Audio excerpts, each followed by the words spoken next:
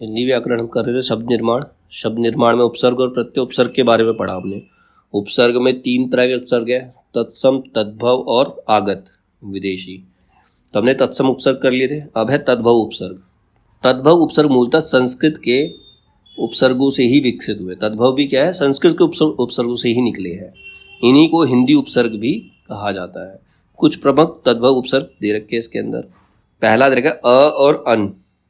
इसका मतलब अभाव या निषेध, निकला तत्सम से ही है, लेकिन वो हिंदी उपसर्ग माना जाता है। जैसे अनपढ़, अनजान, अनहोनी, अनबोल, अछूत, अथा, अनबन, अचेत, अनमोल। दूसरा है उन का मतलब होता है कम। उनका मतलब क्या होता है, कम। जैसे 49, 50 में एक कम, 49। ठीक है। 59, 60 में एक कम, 59। 69, 70 में एक कम, 69। 39, 40 में एक कम। तो मतलब कम होता है, उनका मतलब क्या होता है, कम। ये एक एग्जाम्पल दे दिए, 49, 59, 69 और 39। फिर है औ का मतलब होता है हीन। औ का मतलब होता है हीन। औगुन, औघट, औतार, मतलब ये बुरे के शब्द में ले सकते हैं। का और कू जब स्टार्टिंग में लगता है उसका मतलब होता है बुरा। जैसे कपूत, कुचाल, कुढंग, कुसंगति। कुढंग मतलब अच्छा ढंग नहीं, बुरा ढंग, बुरे ढंग से कोई काम करना। कुचाल मतलब बुरी चाल चलना किसी के अगेंस्ट। कुसंगति मतलब बुरे व्यक्ति की संगति, कुसंगति होता है। ठीक है। फिर आता नी का मतलब होता है रहित, किसी चीज, कोई चीज नहीं है उसके अंदर। जैसे संस्कृत निर से विकसित हुआ है और रहित के अर्थ में प्रयुक्त होता है। जैसे निहत्था, जिसके हाथ में हथियार ना हो, हथियार रहित को हम निहत्था कहते हैं। निकम्मा, जो काम ना करे, निकम्मा हो गया। निडर, जिसके अंदर डर ना हो, डर से रहित निडर। पर का मतलब होता है दूसरी पीढ़ी। जैसे परदादा, परपोता, परनाना, वो एक पीढ़ी दूसरी पीढ़ी में चला जाता है पर का मतलब। सू का मतलब होता है अच्छा, सू या स लगाओ। सपूत हो गया, सुडोल हो गया, सुजान हो गया, सुघड़ हो गया। अध का मतलब आधा, अध मतलब अध जला, आधा जला हुआ। अध पका, आधा पका हुआ। अध मरा, आधा मरा हुआ। अध कचरा, आधा कचरा। फिर दू का मतलब भी बुरा और हीन होता है। जैसे दुबला, कमजोर व्यक्ति को दुबला कहते हैं ना, तो वो बुरा, हीन है। दुलारा, दुधारू, दुसाध्य। फिर बिन का मतलब होता है बिना। जैसे बिन ब्याही, बिन जाने, बिन खाए, बिन मांगे। भर का मतलब होता है पूरा। जैसे भरपूर, भरमार, भरसक मतलब पूरा प्रयास, भरसक बोलते हैं उसे। भरपेट। फिर चौ का मतलब होता है चार। जैसे चौपाई, चार पाए वाले को चौपाई कहते हैं। जिसमें चार पाई होती है, चौपाई होती है। चौपाया, बेड, चार पाई जो होती थी उसको चौपाया कहते थे। या फिर जो जानवर 4 पैरों पे चलता है उसको भी चौपाया कहते हैं। चौ का मतलब 4 हो गया। चौकन्ना और चौमासा। चौमासा मतलब बारिश के 4 महीने होते हैं, उसको चौमासा कहते हैं। ठीक है। ये थे हमारे तद्भव उपसर्ग। तद्भव के बाद है आगत उपसर्ग, जो विदेशी शब्दों से आए हैं, जो उपसर्ग विदेशी भाषाओं से हिंदी में आए हैं। जैसे ब का मतलब के साथ या फिर से। जैसे बखूबी, उर्दू से आया हुआ ये। बखूबी, बदौलत, बगैर, बनाम। बा का मतलब भी साथ और से होता है। बाकायदा, बाअदब, बावजूद। फिर बे का मतलब होता है बिना। बेअदब, अदब के बिना, बेअदब। बेरहम, जिसके अंदर रहम नहीं हो, बेरहम। बेगुनाह, जिसने गुनाह नहीं किया। बेचैन, जिसको चैन नहीं है, बेचैन हो गया। बेईमान, जिसके अंदर ईमान नहीं है, वो बेईमान। बेवफा, बेखटके, बेघर, बेहोश, बेसमझ, मतलब किसी चीज के बिना। फिर आता बद का मतलब होता बुरा।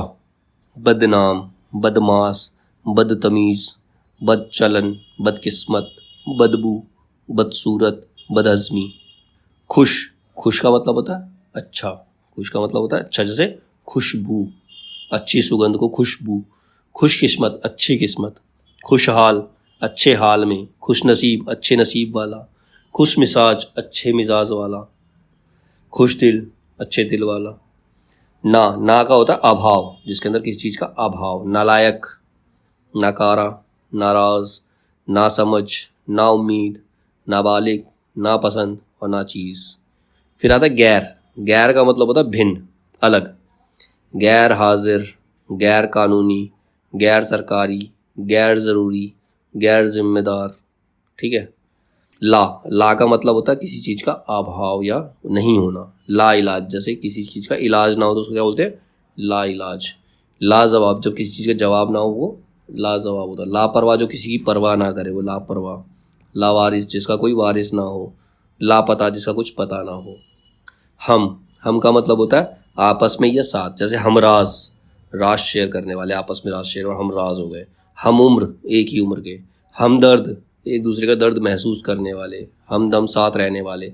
हम शक्ल, एक जैसी शक्ल वाले। हम राह, एक जैसी राह पर चलने वाले।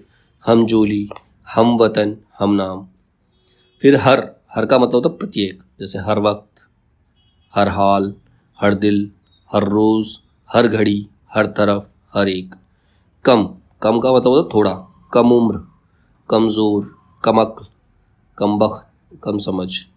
दर का मतलब होता है में, दर गुज़र, दर असल, दरमियान और दरकार।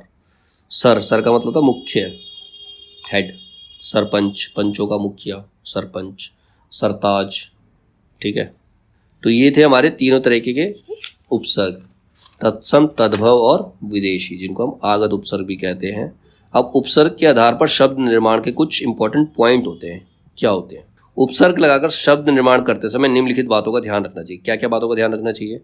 प्राय जिस प्रकार का शब्द है उसी प्रकार का उपसर्ग उस शब्द के साथ लगता है। अर्थात तत्सम शब्द के साथ तत्सम उपसर्ग लगेगा, तद्भव शब्द के साथ तद्भव उपसर्ग लगेगा, और विदेशी शब्द के साथ विदेशी उपसर्ग लगेगा। जैसे सु जो है तत्सम उपसर्ग है, या यह तत्सम शब्द पुत्र के साथ लगकर सुपुत्र बनता है। लेकिन अगर हम पूत के साथ लगाएं तो सुपूत नहीं हो सकता, उसके साथ अब सा लगेगा, सु नहीं लगेगा, स लगेगा। स हिंदी का उपसर्ग है, पूत लगाएंगे तो पूत हिंदी का वर्ड है। ठीक है, वही बोला सुपुत्र बनता है, पर पूत क्या तद्भव शब्द है, उसके साथ सपूत नहीं, सुपूत नहीं लिखेंगे, उसमें सा लगाएंगे, सपूत बनेगा वो। ठीक है। फिर कभी कभी जब कुछ उपसर्ग भाषा में बहु प्रचलित हो जाते हैं, मतलब बहुत ज़्यादा प्रचलित हो जाते हैं, या कभी कभी साहित्यकार नए नए प्रयोग करने लगते हैं, तब भिन्न स्रोत के उपसर्ग भिन्न स्रोत के शब्दों के साथ प्रयुक्त हो जाते हैं। जैसे बेजोड़, बे क्या है? विदेशी उपसर्ग है।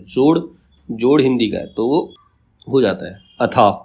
ये शब्द जब हम ज़्यादा प्रचलित हो जाए, जब कवि या रचनाकार ज़्यादा इस्तेमाल करने लगते तो कई बार हो भी जाता है। संस्कृत में निषेधवादी, जैसे अन उपसर्ग का रूप हिंदी में अन के रूप में परिवर्तित हो जाता है। अन मतलब अन, और अन में क्या फर्क है? अन में मतलब आधा ना, संस्कृत में जो आता है उसमें आ के साथ आधा ना आता है, हलंत के साथ, लेकिन हिंदी में जो आता है वो आ के साथ पूरा ना आता है। ठीक है, दोनों ही अन पढ़े जाएंगे, लेकिन जो संस्कृत में तत्सम में आधा ना आएगा, ना के साथ हलंत आएगा, लेकिन जो हिंदी का है उसमें पूरा ना आता है। जैसे हिंदी का उपसर्ग देखेंगे तो अनदेखा, अनजाना, अनकहा, अनसुनी। ठीक है।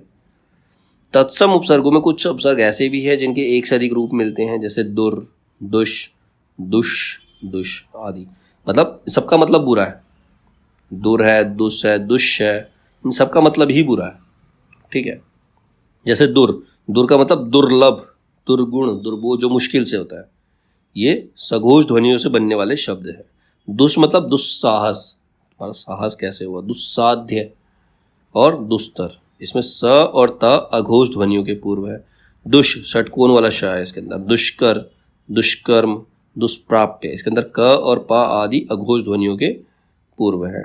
दृश सलगम वाला है ये। दुष्चरित्र, दुश्चिंता, इसमें च आदि ध्वनियों के पूर्व है। इसी प्रकार निस, निर, निश, निश और निश रूपों में भी प्रयोग मिलते हैं। एक उपसर्ग एक से अधिक अर्थियों में भी प्रयुक्त हो सकता है। अब एक उपसर्ग में एक से अधिक अर्थ निकल सकते हैं। उपसर्गों में जो नए नए शब्द बनते हैं उनमें कभी तो नए शब्द की व्याकरणिक कोटि वही रहती है जो मूल शब्द की है, और कभी कभी उसकी व्याकरणिक कोटि बदल जाती है। जैसे व्याकरणिक कोटि में परिवर्तन, जैसे अ जमा था, अथा हो गया। था क्या है? संज्ञा है। जब अथा बना तो क्या बन गया? विशेषण हो गया। अन जमा पढ़, पढ़ क्या है? क्रिया है। अनपढ़ लगाया तो क्या बन गया? विशेषण हो गया, व्यक्ति अनपढ़ है, उसकी विशेषता है ये। ठीक है। जैसे नी जमा डर, डर क्या है? संज्ञा है। निडर हुआ तो वो विशेषण बन गया। अन जमा बन, बन क्या है? क्रिया है। अनबन, तो अनबन क्या है? अनबन क्या? संज्ञा शब्द बना। अब व्याकरण कोटि में परिवर्तन नहीं होता, कि इसके अंदर नहीं होता, इसके अंदर हो जाता है। मतलब जब उपसर्ग लगाया तो संज्ञा से विशेषण बन गया, विशेषण से संज्ञा बन गया। अब कुछ ऐसे भी शब्द हैं जो संज्ञा के संज्ञा ही रह जाता है, विशेषण है तो विशेषण ही रह जाता है, उसमें व्याकरणिक कोटि में परिवर्तन नहीं होता। जैसे अनहोनी, होनी क्या संज्ञा, तो अनहोनी भी संज्ञा है, ठीक है, कोई विशेषता नहीं। अन जमा आवश्यक, आवश्यक क्या है, विशेषण है, जरूरी है ना। तो अनावश्यक जरूरी नहीं, वो भी विशेषण है, उसकी व्याकरणिक कोटि चेंज नहीं हुई। गैर जिम्मेदार, जिम्मेदार क्या है, जिम्मेदार, गैर जिम्मेदार, गैर जमा जिम्मेदारी, जिम्मेदारी क्या है, संज्ञा है, लेकिन अगर गैर जिम्मेदारी करेंगे तो भी संज्ञा ही रहेगा, चेंज नहीं हुआ। तो इस तरीके से ये हमारे शब्दों के निर्माण होते हैं उपसर्ग से। अभी हमने उपसर्ग किया, नेक्स्ट पार्ट में हम प्रत्यय करेंगे।